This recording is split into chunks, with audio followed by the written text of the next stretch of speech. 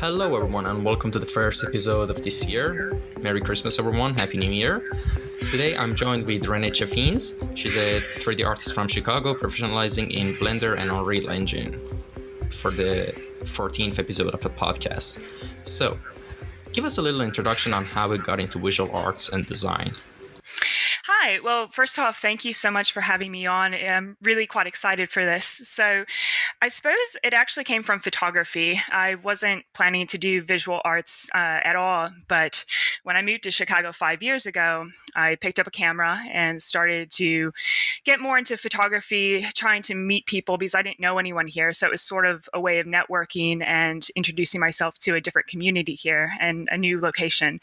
And when I was doing photography, I found that I was really drawn to surrealism, but I felt that I was sort of limited with what I could create and what I could capture with the medium. So I decided to keep pushing myself and eventually got into 3D art via that method.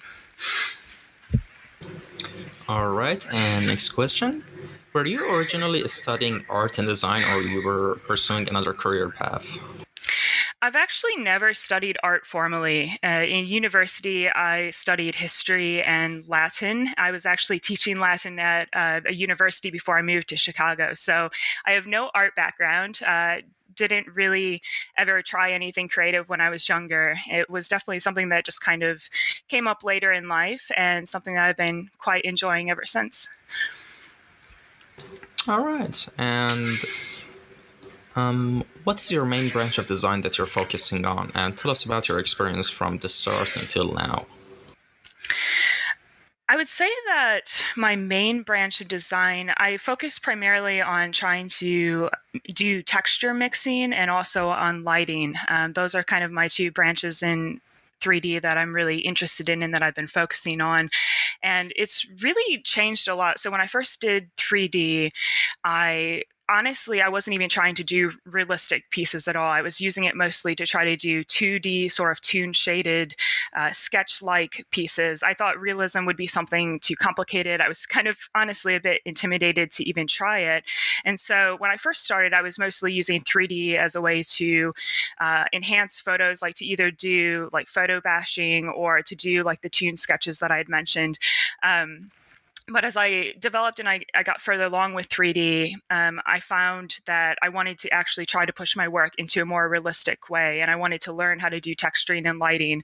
And now those are like the central points to me. Those are the things that I focus on the most and spend the most time on whenever I'm creating a piece.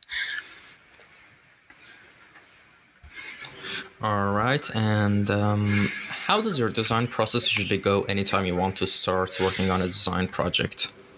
Sure. So the first thing I do before I even jump into 3D is I do just a couple of quick 2D sketches, and I'll usually do a couple of different variations. And this process is mostly just to get my ideas out on paper to sort of see what sort of composition I might want to think about, what kind of objects I might want to put into the scene. So first will be a 2D sketch. And then from there, I will open up Blender or Unreal Engine and start working on the composition. And during this time, I literally don't do any lighting. I don't do any texturing. I make sure that the composition is really, really, really solid before I even try to worry about anything else. And because I think if you have a good composition as a base, I think those other things start to flow a bit more naturally. And so I focus that as the primary point when I'm doing 3D. And then once I've created the scene and I feel like the scene is where it needs to be, then I start adding in the textures and the lighting. And I try to do them at the same time, especially because lighting is so very important for textures. Like you can have the best textures ever, but if the lighting is poor, the textures aren't going to pop and they're not going to look good in your final piece. So those are sort of like the three main steps whenever I'm creating a project. Well, very interesting, actually. And right now, I'm scrolling through your Instagram page and checking your artworks. And by the way, people, I will put the Instagram handle in the captions so we can check as well later. Like I see a lot of like abstract pieces and illustrations, and I was wondering how do you usually get inspiration for this stuff? Like, is it off the bat, or you sometimes start to brainstorm for it, doodle ideas on a canvas, and it just pops out? Honestly, I think the way that my ideas come about is that I sort of, everyone's looking at different types of inspiration, and so when I do a 3D piece, I always pull up. Well, first off, real world references I think are so important, especially when you're doing work in 3D to try to get your work to look, as natural and realistic. So I'll pull up many, many different examples and real world references of an idea that might be sparking my interest. And then I try to combine that with maybe something that I've seen in paintings or something that I've seen in a movie or maybe even something that I've, had in a dream. And so I try to incorporate all these different ideas and sort of gather them into a final image. So there's never ever just one source of inspiration for anything that I do. I'm pulling in many different references and points of inspiration for each piece. And all right, that aside, but how do you actually manage the color spectrum of each piece, like the harmony of colors between them? Like, I mean, the interesting part for me is that every color brings out each other in your pieces. Like, they're not like, you're not filling in random uncolored places just to finish an artwork. Like, they all actually make sense in it. Like, would you tell us a little bit about your color harmony? Thank you. Yeah, that means a lot to me because I do focus a lot on color. So, background on color work, just like even when I was doing photography, the funny story is I actually started by doing only black and white because I was too intimidated to even try color photography for a very long time. I was just too nervous. I thought it seemed much more complicated. Although in reality, black and white photography is in some ways a lot more complicated because it's all about light and composition. So I think when I did first start to do color, I honestly just studied it a lot. I read a lot of different books about color composition, specifically written for traditional artists, for 2D artists.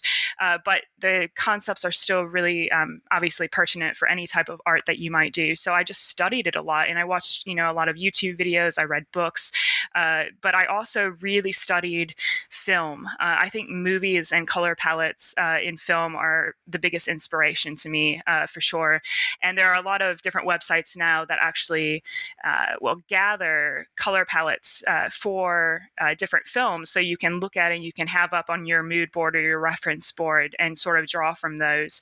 And as far as the color that I'm using now in 3D, when I do choose a color palette, a lot of times it's honestly just complementary colors. I do still kind of keep it simple where the colors are going to be complementary. I try to limit my color use to 2 or 3 main shades, and I try not to go over that. I think when you're doing color work, if you try to bring in 4 or 5 or 6 different colors, I think it tends to get a bit messier. So I try to keep it a bit more minimal and just focus on 2 primary shades of a color that I'm using.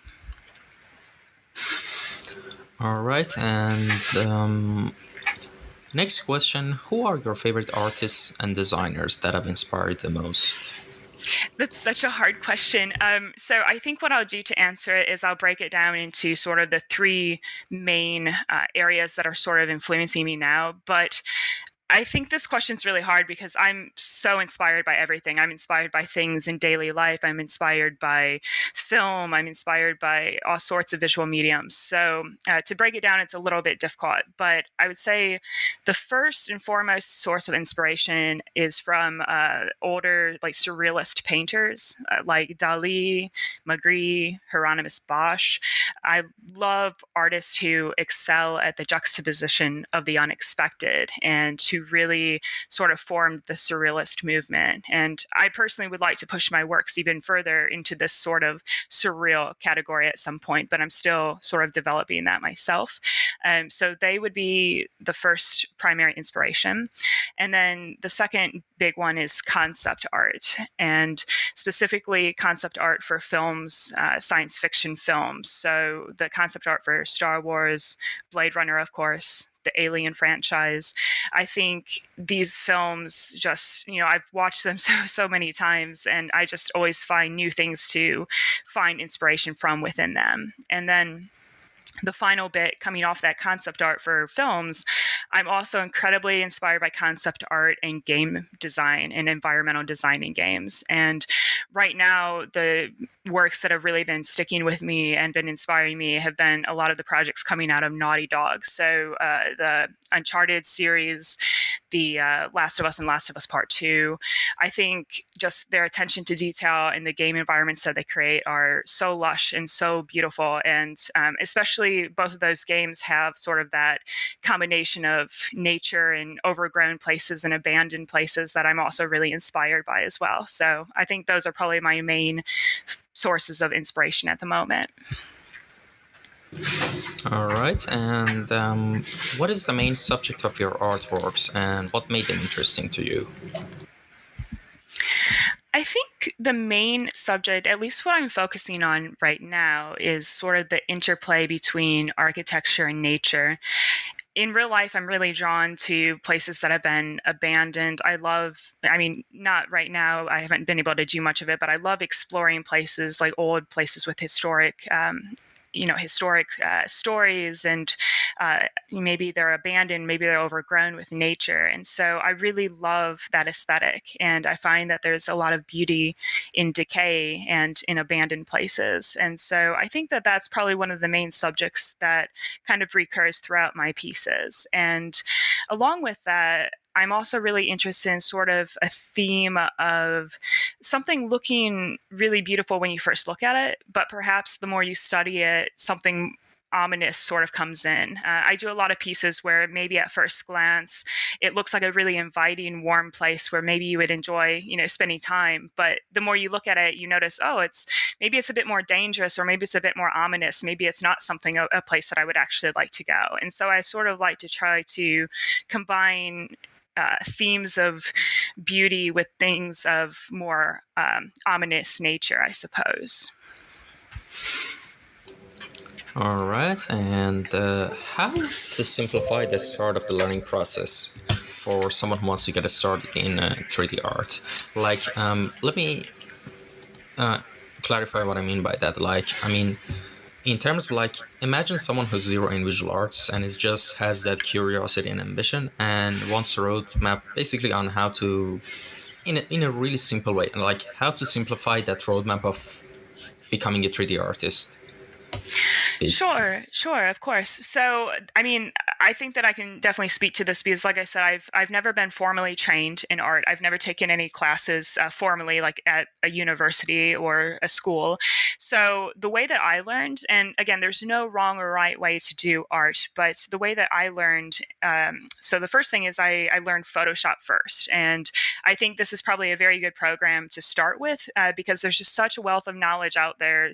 There's a ton of tutorials, YouTube videos, books, also courses, online courses now you could do through many different sites. But I did start by learning through Photoshop and just getting comfortable with that.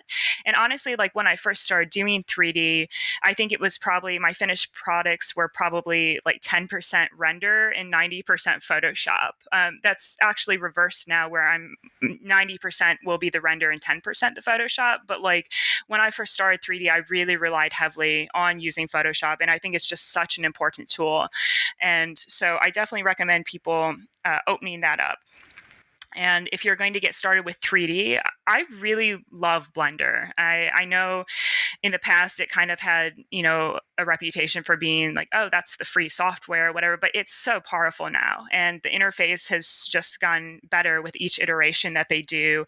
And it honestly will do probably the majority of what you need it to do, especially if you're just starting off. So I recommend people, I always say, do the Blender Guru Donut tutorial. It's sort of the starting point for a lot of Blender artists. You're not obviously going to be making donuts, but it teaches you the interface and it teaches you the tools that you'll need to do other projects. And so that would be my recommendation, is just to try Photoshop, and then also for 3D to just download Blender, since it is free and open source software that anyone can use. So the other thing off of that, though, is you really just have to open the programs and jump in.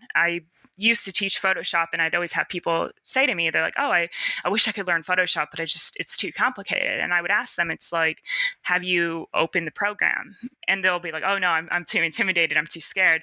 But that's the first step, is just you have to open the program. And obviously it is intimidating and it's scary to try to learn something new. And I know the first time I personally opened a 3D software, I just closed it 5 minutes later and I was like, I'll never learn that. It's too hard. But I think that you have to have that openness and curiosity and drive to just open the program and try tutorials and try things, because especially if you do have zero background in it, you just have to kind of overcome that first hurdle. And I think now is the perfect time because there is so much documentation and YouTube videos and classes online. So, and also even like Discord servers have started having like communities where you can just pop in and ask for help whenever you're stuck on something. So I think right now is a really, really perfect time to get into digital art if it's something you're interested in. And just another side question: were you had any experience in drawing or art before that? No, not at all. I have always loved art, though. Like, I remember even as a kid just going to art museums and studying the pieces and wishing I could draw. I've definitely many, many times tried to draw or tried to do, I guess, what you'd call like more traditional art, but it just doesn't work for me for some reason. And I have a lot of friends who draw, and they do say, they're like, "Oh, everyone can draw. You just have to keep trying. You have to keep trying." I don't know. I'm not so sure I could ever learn to draw. I can do stick figures and very basic outlines, but that's about it. But I mean, if I could wake up tomorrow and have, just magically one skill, I wish I could draw. I respect artists who can draw and paint so much, and I love the format, but no, it's just not something that's ever really stuck for me, unfortunately. Well, I mean, I'm sure you're not the only one that feels the same way about drawing, but the problem is that anytime, even if, for example, you have a lot of talented friends or like great artists, digital artists or, traditional artists, and you ask them, "Hey, how can I draw? How can I start?" And of course, their answer most of the time is like, "Just draw." Mm-hmm. And that's not wrong. That's actually a correct answer. But the thing is that most people don't understand like how to give a roadmap, like Sure. how to actually start. Like it's like I hate this answer. Like my aunt she's actually a professional oil painter, and like I remember when I was a kid, I always used to ask her like how to start drawing, and she would just grab something off the table and just put it in front of me. I said, draw this 10 minutes. Right, right. And that's so boring and lame, honestly. And honestly, the thing that personally helped me the most is that I'm not a really good artist or someone who's really good at drawing, but I can draw basically, basic stuff. And the thing that really helped me is that one day I just opened up YouTube and just Googled how to draw, and my autocorrect was Jon Snow because that was a popular trend Yeah. at that time, and tutorial. And I brought it up, and it was like a video from a YouTube channel called Cartoon Blocks. That's actually a really great channel for a start for drawing. And like it was a step-by-step drawing tutorial of, I don't know, just a portrait drawing of Jon Snow. And I was like, just I picked up my pencil and just went through with it, and it was a finished piece, and I was so proud of it. It didn't look like Jon Snow at all. But still, I mean, it was a start. Then the next day I did another tutorial. So without me knowing, I was actually doing it, it wasn't boring. Right. And that's actually really good advice. I need to take my own advice. Like, I'm just like, just open Photoshop, just do it. But like, I need to actually do that with drawing and just kind of get over that hurdle and do that. So what did you recommend? What was the YouTube channel you said that you learned from? There's actually a lot of YouTube channels I did, but the thing I mentioned right now was Cartoon Blocks, Okay. I think. I'll Yeah. definitely give that a go because, like I said, I love 2D art and I would love to learn how to do it. So maybe that'll be my 2021 goal. You've inspired me. Awesome, I'm glad.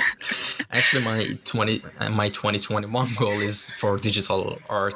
That I want to get into Photoshop more and digital painting. But that's my goal. But yeah, that sounds awesome. Awesome. So for the next question, any advice and tips for a good portfolio and resume for artists?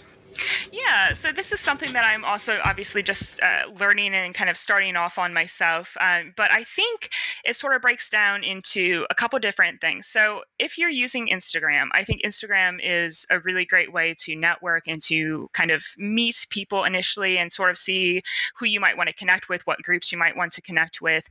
But I think in the long run, if you want to do stuff that's more like on a professional level, you definitely would want to create portfolios on Behance or ArtStation. I think that these sites are a bit more geared towards connecting you with client work and also kind of getting your work to or getting your longer term projects into the audiences that you would probably want them to be. I think Instagram is probably something where maybe you would use it for more short term projects, maybe works in progress, kind of, maybe even like short tutorials or behind the scenes of what you're doing. And I think that it's very valuable. I think Instagram is, an amazing tool to connect people.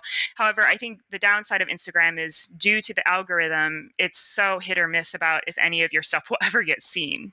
There's so many talented, amazing artists out there who use Instagram. And unfortunately, for whatever reason, the algorithm might never ever show their work to people. And so I think to sort of bypass that, you need to have your portfolio on, your website, have it on Behance, have it on ArtStation.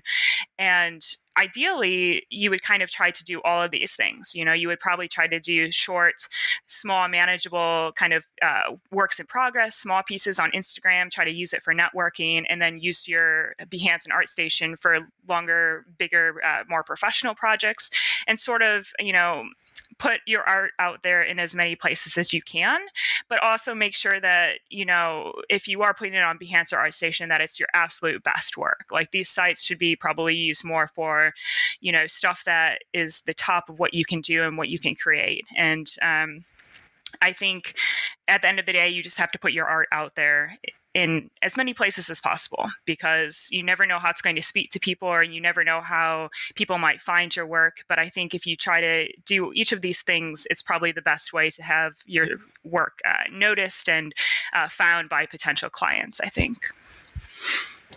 Well, that's actually an interesting point you brought up about Instagram. Well, the thing is, at this point, Instagram is pretty saturated right now. Mm-hmm. And what I mean by that is, like, for example, I don't know if you remember, like in 2010, 2011, 13, like Twitter and Instagram were like the growth on it was just, it was so easy to get followers. Like anyone could, make a huge following back then. And like, yes, yep. like 13,000 followers back then was like 2 million, Right. But right now it's the same thing with TikTok, because it's a new kid on the block basically. And like, it's so easy to get followers if you put content on TikTok. I mean, I haven't done it personally, but this is like literally everyone says what everyone's saying. And I think it's actually a great idea for someone who wants to like become a digital content creator, or basically, whether become an art educator or, I don't know, put their work out there. TikTok is like a great place to start.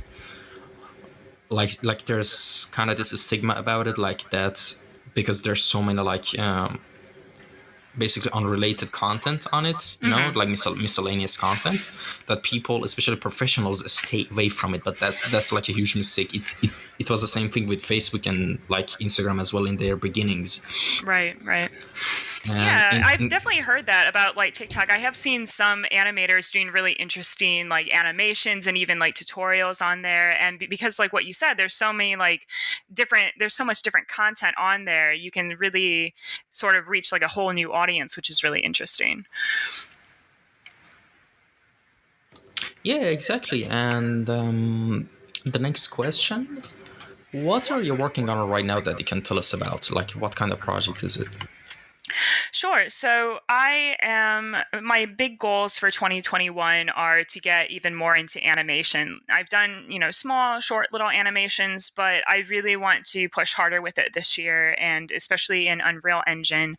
I took a bit of a break. I still am working on Unreal Engine, but I took a bit of a break to focus more on Blender. And now for 2021, I kind of want to get back into really learning Unreal and kind of creating these environments in the game engine. So I think that's kind of my big goal for this year, is just to keep pushing with animation, keep pushing with Unreal, and just keep growing in those fields, and see what I can create within them. All right, and next question: what area beside that you're working on, you're interested to explore and learn? Like, let me reiterate my question. imagine if you had like enough extra time and energy to be able to learn a new craft or skill, what would that be? That's a really good question. I mean, so like what I was saying earlier, definitely 2D and drawing and painting. There's just not enough hours in the day to be able to focus really hard on 3D and 2D for me, like in my life right now. But if I had unlimited hours, I would love to learn how to draw. And I suppose, like within 3D, it would just be to learn even more complicated software. Like, I would love at some point to be able to sit down and spend time trying to figure out Houdini and trying to learn how to do, make VDBs and to make fire and explosion simulations in the engine, because I think it seems so interesting. But it's also very, very complicated. And I know it would be something that would require a lot of time. So in the meantime, I definitely am just going to keep focusing on Blender and Unreal. And, maybe now that you've inspired me, maybe I'll try to do a little bit of 2D now, though. I'm quite curious. All right, and with all that being said and done, to conclude all we discussed, give us a roadmap for someone who's zero in visual arts and wants to get to the place you are in terms of skill set when it comes to 3D art and Blender and all that. Like where to start, best tools and softwares, everything. Like we already like explained a bit in one of the previous questions, but that was like a short version of it. But now, like this is like the full expanded version of like Sure. the roadmap you can give to someone. Yeah, I think like what I said before, with just making sure to just open the program, jump in, and just really, really like push at it, because it is hard, it is complicated, and it can be intimidating. And I think that just getting over that first hurdle is really huge. And I think it also helps to find a group of creative friends or a creative community online who can give you good, honest feedback. So, this is one thing that Instagram is probably not going to be great for, because you see on Instagram, like people will comment and they're like, oh, great work, lovely, beautiful, whatever. But they're not actually necessarily giving you feedback on how to improve your art. And the only way that you're ever going to get better is to find people that you trust and whose artistic opinion understand and kind of like can grow from, and have them give you good, honest feedback. So for like me personally, I have like a group of friends where I often send them my works and I'll be like, hey, is this working? What could I improve upon it?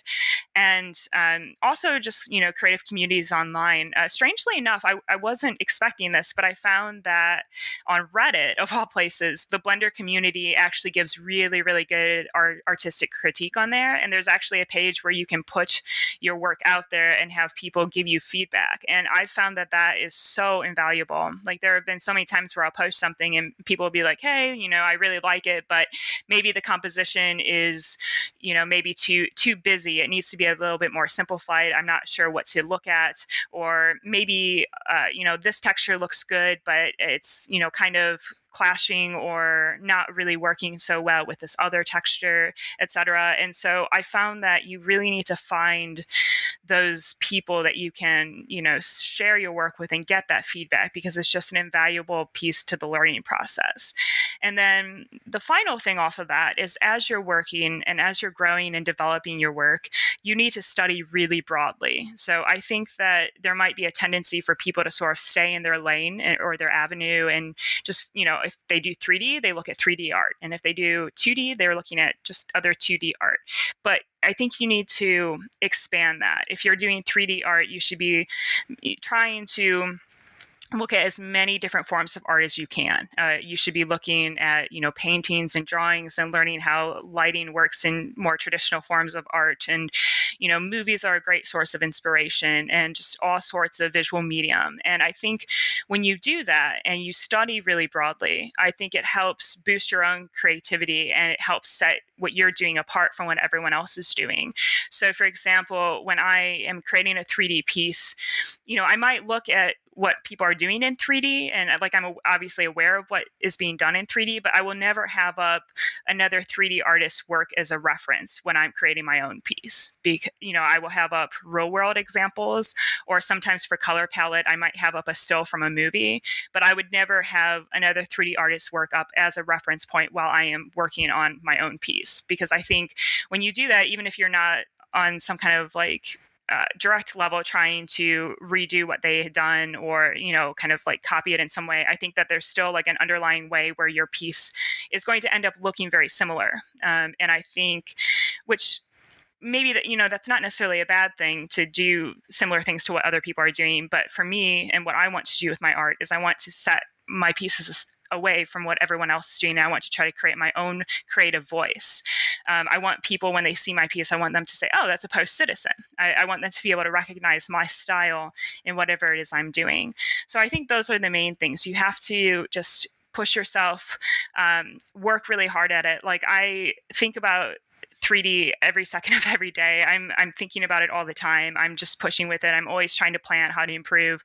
And I think you just have to kind of, apply that sort of work ethic to whatever it is you're doing, and study broadly, find creativity in all sorts of places, and then find those people who you can really trust to tell you what you need to do in your work to take it to that next level. So yeah, I think those are probably the three big things that I would recommend for someone starting off in 3D. All right, I think that's a wrap. Perfect. Thanks a lot for joining us. And where can anyone contact you if they have any questions or? Yeah, of course. So you can always find me on Instagram. Post Citizen's my handle, and is my handle on most of the platforms. Behance is under my actual name, Rene Chaffins. But yeah, anything like ArtStation or Instagram will just be Post Citizen as my handle, and you'll be able to find me there. And I do check DMs and will respond. You can also, I'm going to list on my website my email and update my website this weekend actually as well. So that would be another venue that you could contact me. All right. Well, have a good day, everyone, and I hope you have a great year. Bye.